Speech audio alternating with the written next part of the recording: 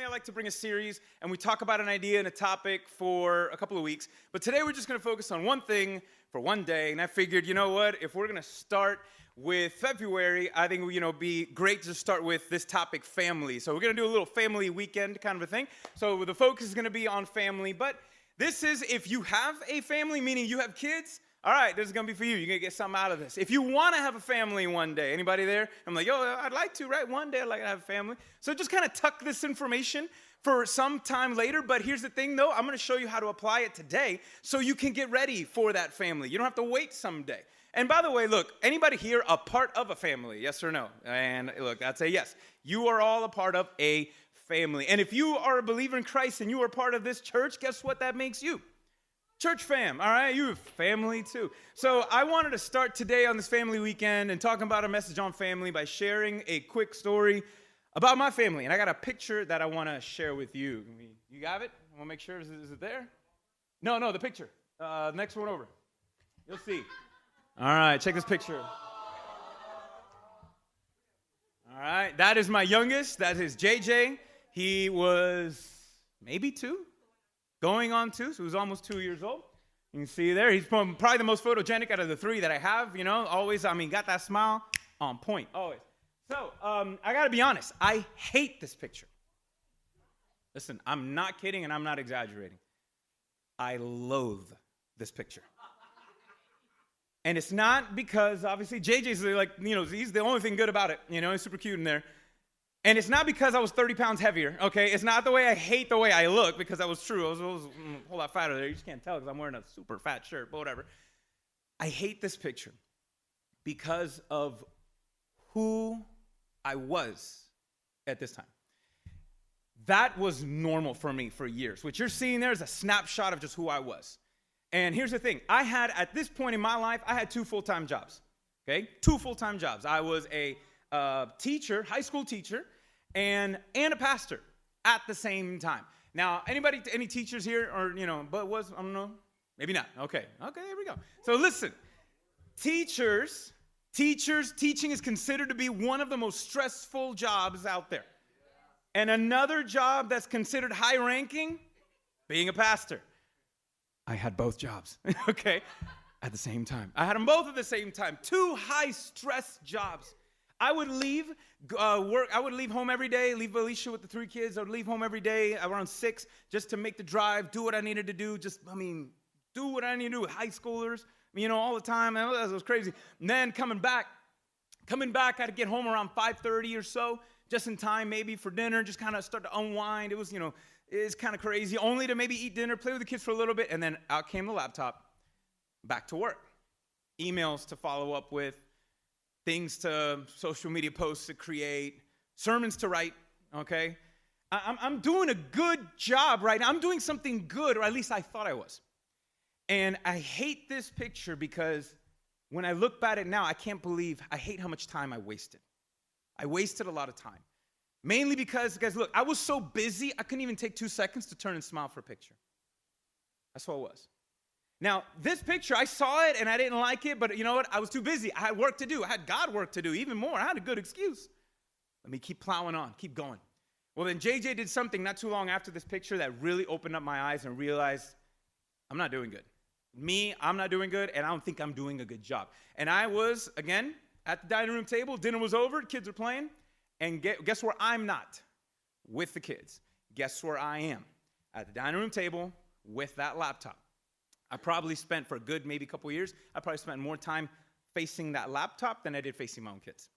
And so, in my house. So then, JJ one day, he goes, and this is what shook me when JJ, that same kid, around the same age, just about maybe 2, I hear him, the irking of the chair, just kind of scrapping, just trailing the chair over to the table where I was. Then, out popped on his little Fisher-Price toy laptop. He opens it up and goes, Daddy, I work. I didn't say, I said, uh-oh. Okay. I don't know why. That bothered me. I was like, Daddy, I work. It's like, did he at 2 years old feel like the only way I can spend time with Dad is I gotta work too? You see that? That bothered me. I literally said, nope, shut the computer down. I went to go play, and then it was that day I had some serious talks, serious conversations, because like I don't think I like where I'm going. I don't like where I'm going, and I'm doing like a lot of God stuff. I don't like where I'm going. I wasn't spending time. I wasn't spending enough quality time with Alicia, with the kids, this and that. I mean, I was giving myself away to everybody, and I didn't have anything left over. And so here's, and this whole thing, it started making me realize, and I started looking at that moment. Here's my kid trying to mimic me, and I'm like, wait a minute, is this the kind of child? Is this the legacy that I want? Does my kid think that, being a Jesus follower is being a workaholic? You see, does that mean, is that how I'm going to pass on my faith? By them just being a spectator of me just living it out? And so that bothered me. And I wanted to make some changes. And I read a Bible verse that for real, I mean, if I was serious, which I was like, I need to change. I don't like what I've been doing. I can't make up this time. And then I read a verse that bothered me even more, that if I had a little flicker of I need to change, this put gasoline on it. And it's Judges 2:10. I don't have it for you. I just want to read it to you really quick.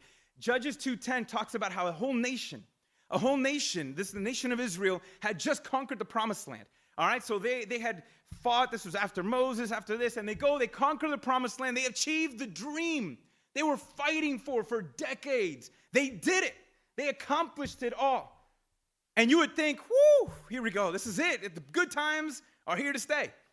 But Judges 2:10 says, and when that generation who won everything, when that generation came and they passed away, they all died, arose a new generation after them who did not know the Lord, or who did not know what God had done for Israel.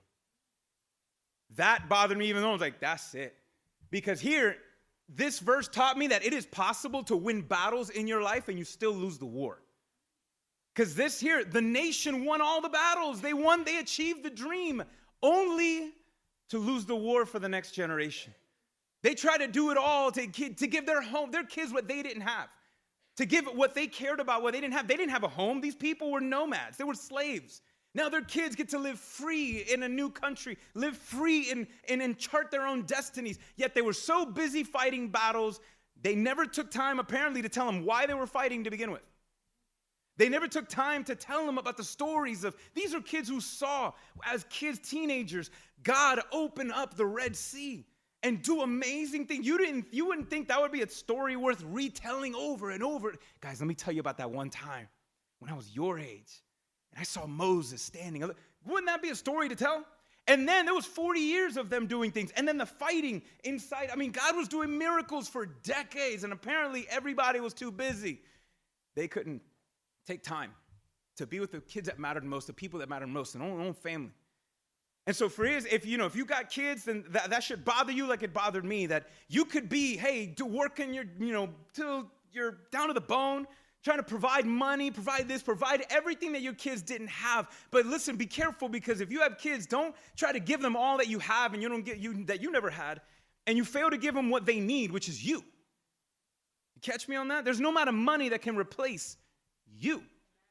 No amount of money. And if you don't got kids, listen, you got families. You got people that you care about. You got friends I know none of you here want to be able to feel like you lived your life only to feel like at the end you wasted it. Does anybody here want that revelation?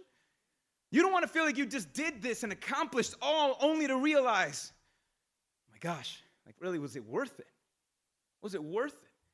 And then even more, if you're a believer in Christ, listen, one of the biggest things, and I guarantee you have a heart for friends, for your own kids, maybe for your spouse, that you want them to be saved.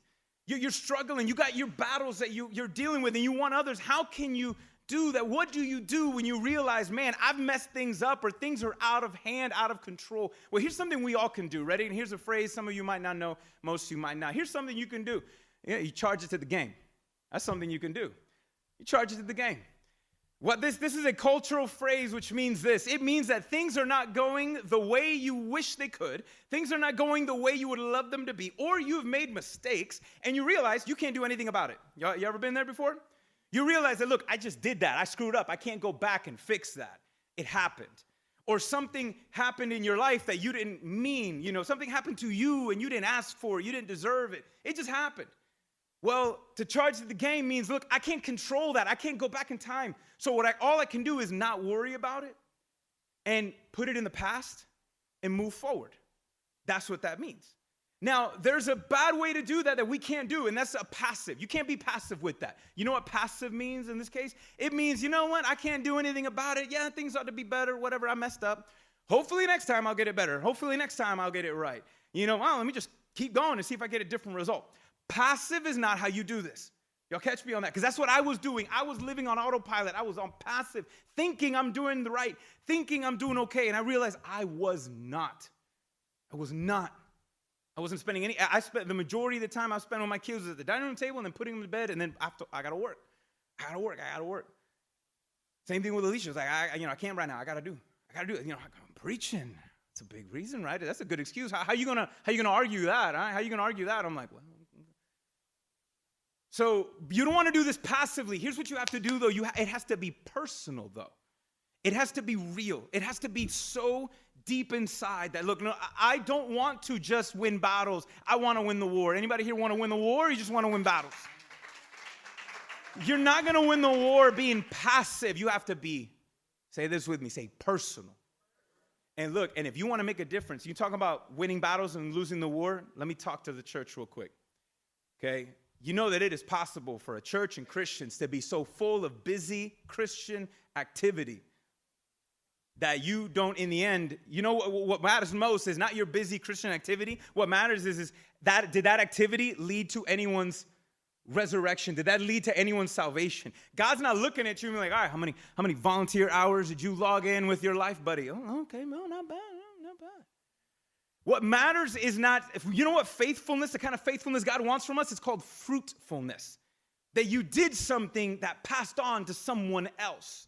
That you made it. Now, we can't, let's not live in the past. That's what means charge it to the game means. You can't live in the past. Because if you live in the past, you're going to repeat the same mistakes of the past. Catch me on that? If you live in the past, you're going to keep repeating the same mistakes from the past. You got to charge it to the game. You got to let it go. You got to put it in the past, leave it there. And you got to start from now on, and you got to take it personal, right? You ever seen in the movie, something happens, and then like, oh, now it's personal, right? Anybody see one of those? Right? And I was like, before, like, but now you said, now it's personal, right? What does that mean when somebody says that? Now it's personal. It means, I'm going to do something about it. So how can you have, even, let's say for believers, how can you have such a personal faith that is so powerful that it can impact lives?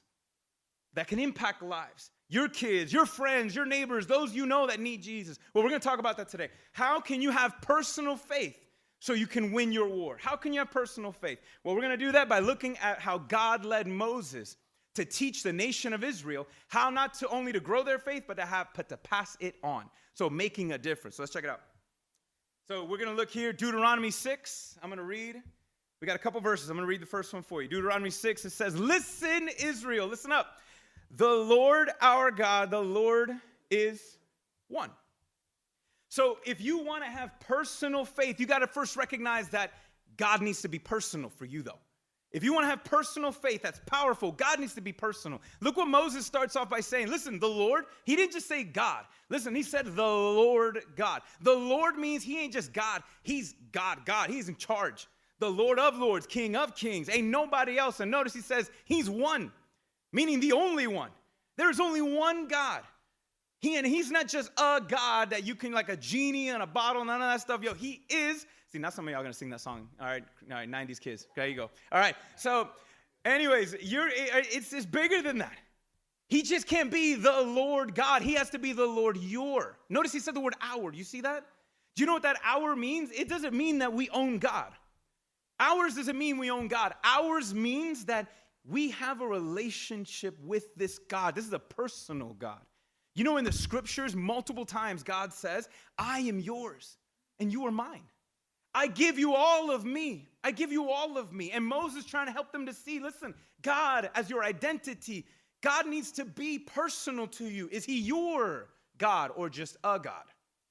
You follow me? Is he yours or is he a God? Now let's look at the next one. Here he says in verse 5, he says, love now the Lord your God with all your heart, soul, your mind, and your strength. So what's our response to this personal God? Well, God needs to be personal, and your love needs to be personal. Notice he says, love him with how much of you? All. Now, by the way, your heart, your soul, your mind, your strength, it's all sides of the same dice. Okay, it's all of you. It's everything of you to your core. That's what all God wants. If God is our identity, love ought to be our activity. That's it. Okay, God is personal in your life, and your love for him is not superficial. It's personal. It's coming from a deep place. That's all God wants. That's the activity he wants, is your love. But he doesn't stop there. Moses drops this one other bomb, and I'm going to read 6 through 9. Look at this. These words I'm telling you, y'all need to listen to this one. These words that I'm telling you, he says, I'm giving you today are to be where? In your heart. Whose heart? Mine, yours, right? So not just mine, yours and ours, all of ours. This needs to be in your heart. And then he says, repeat them to your children. Talk about them when you sit in your house and when you walk along the road, when you lie down and when you get up. Bind them as a sign on your hand and let them be a symbol on your forehead. Write them on the doorpost of your house and on your city gates. I highlighted what word over and over and over again there? You, your, you do this. You, your. So guys, listen what God is trying to communicate through Moses. Listen, God is a personal God, and our love for him ought to come from a personal place, but also understand that you need to take personal responsibility. There's a responsibility on your end. And notice he says, hey, don't wait for your kids to ask questions, right? You spark the conversation. Mom and dad, I'm telling you now, you spark the conversation. Hey, kids, I'm talking to some of y'all. I know it says, well, that's not my job. He's saying that. Look, hey, you can spark the conversation too. You ought to. If you got parents, don't shake your head at me. I'm telling you I'm telling you the truth. Okay, look, if you got parents here, you spark the conversation. If you don't got kids, you married, you start the conversation. You at work, don't wait for somebody to ask you about Jesus. Find your open spot. Take it. Okay, you don't wait for them. No, you talk. This is the conversation that we're not just supposed to have in the house. It's outside the house. Okay, so I'm gonna throw this, speak about this. Don't be afraid to share and speak of this God at your house, in your house, at your local Walmart, okay, at your job, on your phone, okay, at your Super Bowl parties or whatever you're gonna do, right? Like, talk about it. Talk about it. This is not supposed to be this is a private experience that ought to be made public. Y'all catch me on this? Because and notice he says this has to be in your heart. Why? Because you can't hand off what you don't have. You know what we call that in football? It's called the fake, okay? Right? It's a fake handoff, right? It's a fake pass, right? Okay, what? You ever done that with a dog, right? You just like, oh, hold on. And you got it, and right? And then the dog's just like, well, look at him. I was like, stupid. And I was like, right? I love that. It's funny, right? That's funny. And so, but that's called a fake. What is it when you try to do something you don't have? It's called being fake. So when you try to live out a faith that you don't have, you fake. You fake. And you can't pass off anything to the next generation. You can't pass off anything to your friends, your coworkers, your family. If you don't got it, you fake. Because it's fake. You have nothing. You can't hand off what you don't have. You know what's sad? Check this out. I read the book of Judges to you, which was written after the book of Deuteronomy, or in this case, where Moses was speaking. This generation that Moses was talking to, hey, tell this to your kids. Teach them about who God is. Teach them, love them, model this to everyone. This is the generation that I spoke to you about in Judges who didn't do it. The next generation, the generation following this generation that Moses is talking to, they didn't know God. They didn't know what God is like. They failed. They didn't do it. This is the same group of people that now has passed away in Judges 2, and they won battles, but they didn't take time to stop and to talk and to share. They lost the most important battle, which was for those who mattered most. And then from Judges 2, the nation spirals out of control. And so, guys, with this is where I want to help you guys. How can you make sure you're not just going to fight your battles, but you're going to win the war? You know, one thing is one point from all of this that we got to learn. Because if now we're going to repeat the mistakes of their past or in yours, here's one thing you got to remember. You cannot ask anyone to be what you are not becoming. Y'all follow me there? You can't ask anyone to be who you are not becoming. Let me talk to the parents real quick. Okay? Moms, dads. All right? If you cannot expect your kids to take church as a priority if they don't see you take church as a priority. You see that? Oh my God, you like that one, I guess. Listen, You can't expect them to pray and read the Bible when they don't watch you do it. You can't expect them to be what you are not becoming. You can't expect them to respect authority or respect you when they don't even see you respecting your spouse. Am I done or should I keep going? Okay. Y'all catch me on that? You can't expect your kids to behave and say, hey, here's what God says, and you don't. What do we call people who says, do as I say, not as I do? Fake. Hypocrites, right? You fake. And kids will grow up and they'll see that. They'll see, you don't really believe that, so why should I?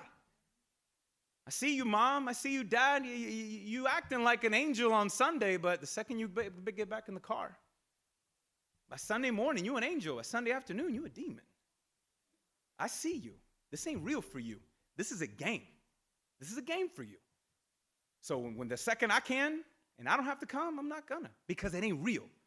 Because if it was real, you ought to be real. It'll be personal. Y'all catch me on that? So you can't ask anyone to be what you're not becoming. Guys, listen, you can't become if you pretend. Okay? You ever heard that phrase, fake it till you make it? Right? Fake it till you make it? Listen, fake it till you make it don't work with God. Fake it till you make it won't work. You can't make it if you fake it. You can't become if you pretend. If you want to just say, there's nothing wrong with me, I'm living life blessed, I'm glad, like we sang earlier today, which is a place where we all want to be, right? Oh, he's made me glad. Really? Right? You singing it on the outside, but you complaining on the inside. You know, like it's like, has he? You cannot become if you pretend like, oh, I'm good.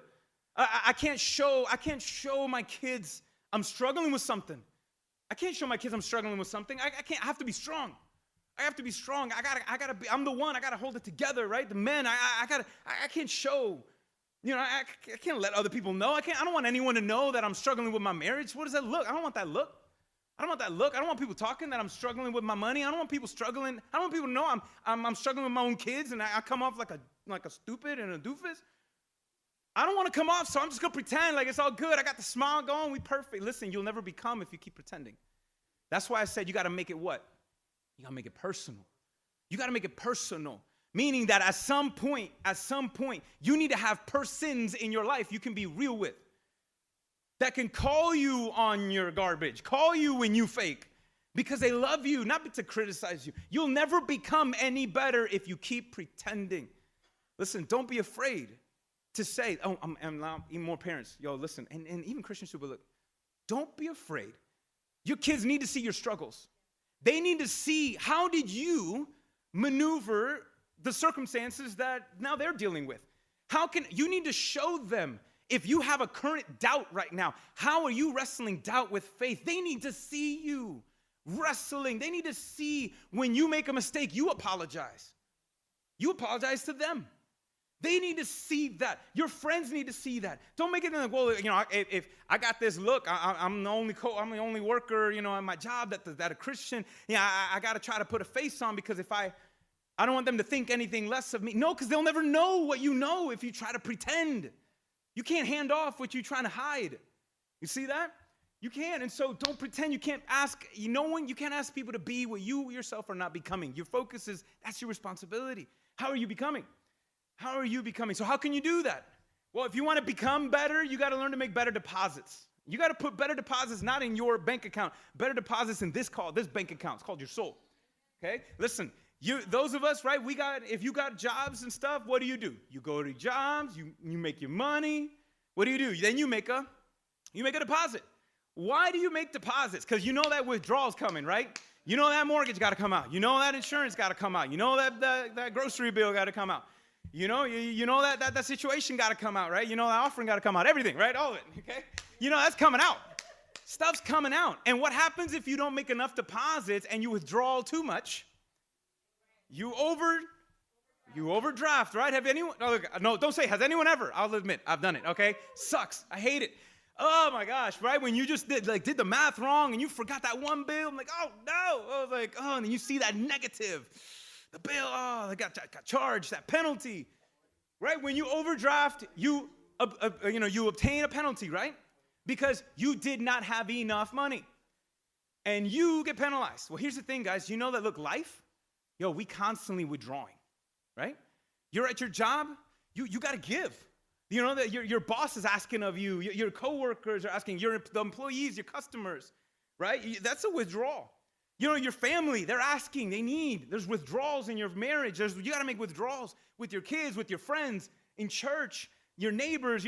There's withdrawals all the time. If you are not purposely putting deposits in your soul, because the withdrawals are coming, okay? You're not going to become anything. You're going to be bankrupt in your soul. And you're gonna get a penalty. You know what the penalties are when you're not putting deposits in and you're just giving, and you're not putting deposits in? The penalty is stress, anxiety, fear, loneliness, because you giving out something you don't have. And if you withdraw enough on your mortgage, what's gonna happen? If you overdraft on your mortgage bills, what's gonna happen eventually? You'll lose a house. You can lose the house if you can lose your car if you overdraft repeatedly. Listen, if you overdraft emotionally, spiritually, all the time, and you're not putting deposits, you can lose a marriage, you can lose your kids, you can lose a life. You can waste your life. We got to be purposeful about making these deposits. You got to be personally making these deposits so that you can become what you want to do, so you can win not just battles, you win the war. And Jesus told us the ultimate way on how to do all this. Let's check it out. In John, I made up a book of the Bible. All right, June ain't in the Bible, it's John. This is Jesus' last statement, his last lesson. I was like, all right, guys, here it is. It's Last Supper, last message. He's about to be that night arrested to go to the cross. And here's the last thing he wants to leave with his few. He says this: I give you a new command, to love one another just I have loved you. You also are to love one another. By this, everyone will know that you are my disciples if you love one another. Now, this looks a little different. Notice he says, what kind of a command is he giving, guys? What kind of a command is he giving? A new one. Now, prior to this, Jesus actually used Deuteronomy 6 in a conversation, right? A religious scribe asked Jesus, what's the most important commandment there is? And Jesus said, oh, that's easy. It's love the Lord your God with all your heart, your soul, your mind, your strength. And there's an and? Yeah, and you love your neighbor as yourself. Now, the love your neighbor was there. It's implied. It was there in Leviticus, specifically love your neighbor. And by the way, now that when you think back at Moses' statement, isn't teaching your kids and modeling, isn't that loving your neighbor? It's an essence of loving your neighbor. But Jesus was the first teacher, first rabbi, first person to show that, look, loving your neighbor and loving God is the same thing. You love your neighbor by loving God, and you love God by loving your neighbor. That's how you love God, by your expressions on loving your neighbor. And so, but that was the great commandment. That's the great commandment. Jesus says, I give you a what? A new one. He's not saying, let me give you a new spin on the great commandment. No. Jesus is replacing the great commandment for a greater one. Not saying that it's on another level now. Because notice, did Jesus ever say in this statement, love the Lord your God and love others as you are? He didn't say the love your God part. Why? I mean, this is Jesus. Why didn't he say a new commandment? Love God. No, he doesn't start there. Well, let's just love your neighbor. Love others. Love one another as you are loved. See, by now they know the assumption is there. You love God the way you love others. You love God in the way you love others. If you don't love others, you ain't loving God. There's no love there if you're not loving one another. But then notice he said that second part, love others as what? As you are loved, as I have loved you. So meaning that there's a relationship there. There's a deposit from God in you. He is loving you. That's assuming that you have a relationship with him. You treat others, no longer is it treat others as you want to be treated. Nope, no more. Treat others as you want to be treated, because we can be kind of warped out sometimes. You know, like treat others the way you want to be treated. No. Treat others the way Jesus treats you. You see the difference there? Jesus defines the activity. So you ought to be patient the way Jesus has been patient with you. You ought to be nice to those and kind to those the way Jesus has been kind to you. You love others the way Jesus loves you. He is the definition. It starts there. But notice, you can't love others unless you are being loved by God. You see that deposit there? You got a deposit right in here. And there's a connection. And so here's what you need to do. If you guys want to become better, if you want to not just win battles, you want to win the war. You got to take time. You got to ask yourself, what am I going to stop so I can start making these kind of deposits? What am I going to start? What am I going to stop so I can start doing this? And here, let me show you these 2 deposits that we can do. The 2 deposits that Jesus just showed us, you need vertical deposits and you need horizontal deposits. You need vertical, you need horizontal. Listen, I had to. When I saw JJ doing that, I was like, no, hold on. I don't think I'm not happy with what I'm passing off right now. I need to stop something so I can start something else. You see that? And listen, some of y'all busy. And listen, and some of you guys this is how I find myself. I was so busy doing, I didn't realize how I was doing. You know how scary that was? I was so busy doing, I didn't know how good I was doing. I didn't know what the soul of my condition was. I didn't because I was so busy. Have you ever had somebody tell you, hey, how's it going, bro? I'm busy. That's not good. Don't brag. Don't be careful. You ever said that to somebody? Yo, how's life? No, good. Busy, but good. That ain't always a good thing. That ain't always a good thing. Busy what? Listen, you got to learn to stop certain things if you want to make deposits. Check this out. Look at the first one. You know what vertical deposits looks like? Intimacy with God. That's what vertical deposits are. As you are being loved by God, as Jesus is loving you, there's intimacy there, vertical deposits. You know Jesus did this? Jesus, and he was perfect. Jesus would take time. He needed vertical deposits. The scriptures would say Jesus would disappear one time. Could you imagine? It was like John and Peter was like, yo, where'd Jesus go? I don't know. Yo, we got to find him. Like, where's Jesus? Like, if Jesus took off and does he know something we don't know? Like, I don't know. Like, that would freak me out. I was like, I want to know. I want to be where Jesus is at. And so Jesus would disappear. Jesus would take off looking like, I ain't going to sleep right now. I'm going to stay up and I'm going to spend some extra time in prayer and with my Father. Jesus took a nap on a boat. Some of y'all need to give yourself permission to take naps, okay? All right? You need a nap sometimes. You need a nap. It's okay. You need a nap. And Jesus took naps because he knew if I exhaust myself physically, I'm not going to be all that I need to be for people. You see that? I got to make these personal deposits with me and God. He did it and he was perfect. Let me ask you a question. Are you perfect? I'll say it louder. Are you perfect? No. So if Jesus was perfect and he needed deposits, do you think you are better? Do you think you can last and go longer and do better without him? No, you need it too. So if you want to have these intimacy with God, guys, let me ask you got to stop doing certain things to start that. I had to say, okay, you know what? I'm going to stop sleeping 7 hours and sleep 6 so I can start my day with God. I had to make that choice. I had to stop watching 10 shows on Netflix so that I can maybe, watch one less so I can spend that extra 30 with Jesus. You see that? So, I need to just, instead of go hang out tonight, instead of go Friday night, hang out with the boys, let me just go be with God tonight. You see that? You need the intimacy. You need the one-on-ones with God because you can't love others if God is not filling your cup. You got to have that love of God. And so I had to do those things. And at first, I felt selfish. Let me tell you some of the things I did was that I would try to go to bed a little earlier so I can wake up earlier so I can start my day with God. That's what I would do. I would try to. I'm not perfect at it, but I do my best. That's my goal. And then I would start putting in exercising and taking care of my health because I was, back then, what was it? Maybe 20, 30-ish or so? I don't know. And I felt horrible. I felt disgusting. I was falling asleep all the time. Like, I just couldn't focus. No, don't do that to me, bro. No, yeah. Don't do that to me. Don't do that to me. I felt horrible. I felt disgusting. And the thing is, and I was like, no, I got nothing. So I started prioritizing. Let me at least work out 30 minutes a day or 30 minutes every other day. You know what? I look at those workouts. That's therapy. That's a stress reliever. I feel better now because I'm taking care of myself. So I'm present with my kids. You see that? I'm focused. I'm in the moment. And so those are personal deposits you need to make. But you don't need to, if you're not making the vertical deposits, you can't make the horizontal deposits. What are the horizontal? The community. If you don't got intimacy with God, it's going to be hard to live in community because you're going to overdraft. You're going to overdraft. You are not going to have enough in your account to deal with people, right? Y'all been there. You need that vertical account if you're going to be the horizontal. If you want to be that parent, be that friend, be that child, be that spouse, you got to be a child of God. You got to get this deposit right so then you can make this deposit right.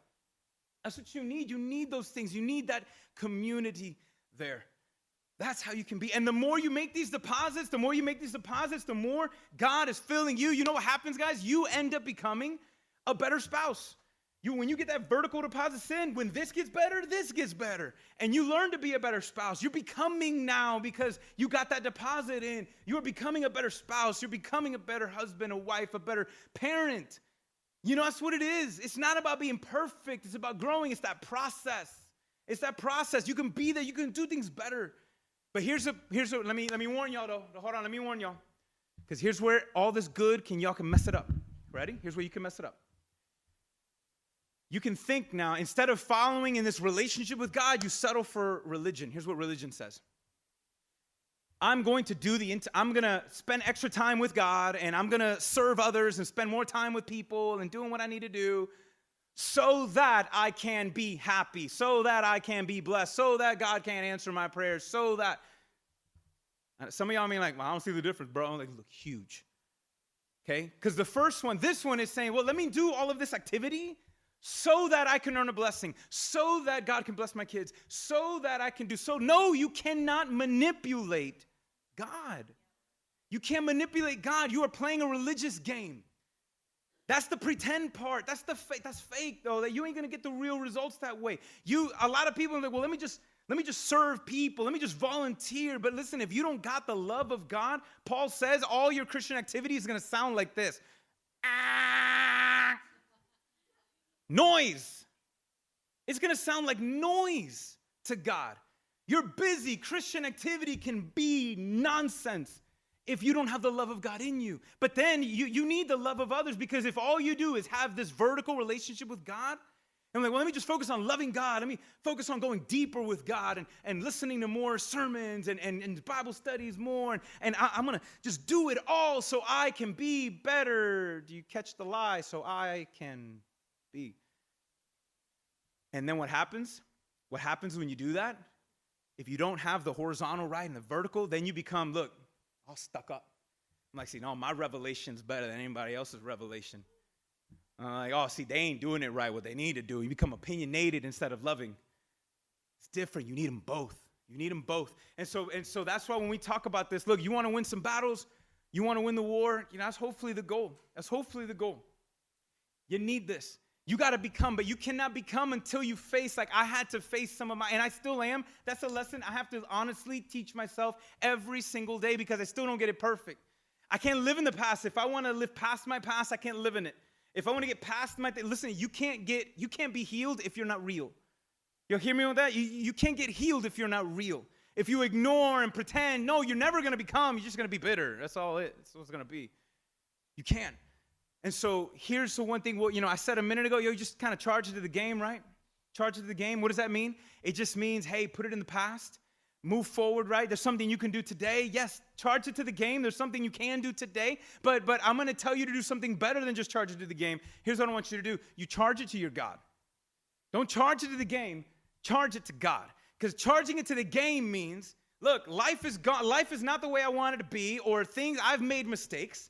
I'm not perfect. I made mistakes. I can't do anything about it. So let me just not worry about it. Let me just try to focus on today. That's good. What's better is charge it to God. Because charge it to God means my circumstances are not where I want them to be.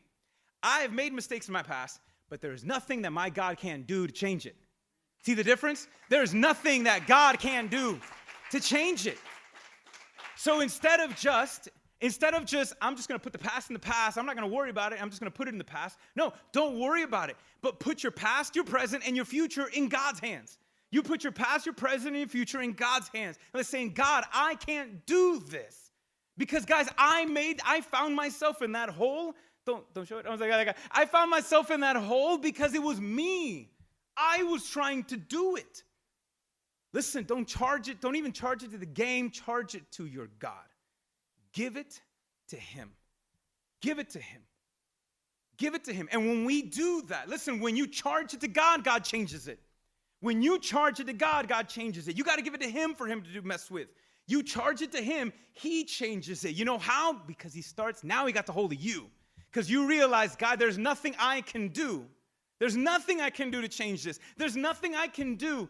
When you realize there's nothing I can do to make this better, there's nothing else I can do. God says, finally, now I get to do it. Now you're gonna let me do my thing, right? Now you're gonna let me do my thing. So to charge it to the game means that. It's like, oh, there's nothing I can do. Don't just charge it to the game. Charge it to God and realize I can't do this, but I know there's nothing you can't do. So I'm going to put myself in your hands. I'm going to put my life in your hands. I'm going to put all of it in your hands, and I'm going to give it to you. When we charge it, God changes it. God changes it because now you put it fully in his hands, and that's trust there. And then when you charge it like that, you know what your whole soul focus on is the fact that I am loved by God.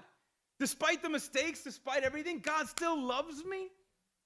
God still loves me. Look, if you're a Christian, that needs to be a new revelation to you every single day. Don't let that get old. Don't let that become a cliche. God so loved the world that he gave his only son. We say that so often that can get boring and old. No, that needs to be constantly renewed. Your prayer should be, God, show me once again just what it was like. Bring me back to that moment of who you are, of how much you love me. That is something that we all need to be renewed about. So, but charge it to God. Give everything to him. Listen, you got your battles, right? We all got our own battles. Some of you have battles inside your home. Maybe it's your marriage. Maybe your battles between, with your kids. Maybe just, you're not sure if you're a believer. Maybe your battle is making sure, are they saved or not? What else can I do? What else can I do to make sure that my kid does better and is saved? For yours is different. Maybe your battle is just being alone. And you're trying to deal with that. Maybe your battle is a financial one, or it's pride, or it's this, or it's that. You all got battles. You all got battles. But listen, I'm telling you now, when you charge it to God, here's what happens. You can charge it to God, and you can win each of your battles because Jesus already won the war. You got to get that. You got to understand that. You can win your battles because Jesus won the war. He did it. He won the war. And he's the one, when you charge it to him, he'll change it. Remember in John, what did he say? If you love one another as you are loved. When you get in this deposit and you put in deposits, God is investing in you and you making deposits. Not because you want God to bless you, because you just are, right? You see that? You just trusting in God. You free. You realize how free you are. When you do those, Jesus said, everyone will see that you are my disciples. If you live in this way, you live with these deposits and you live, and that's how you fight and that's how you live. Everyone's going to see you are my disciples. You know what Jesus is saying when it becomes personal? When you charge it to God personally and you really hand it over, Jesus is saying everyone's going to notice, he's for real. That's not a game. That is how that person is.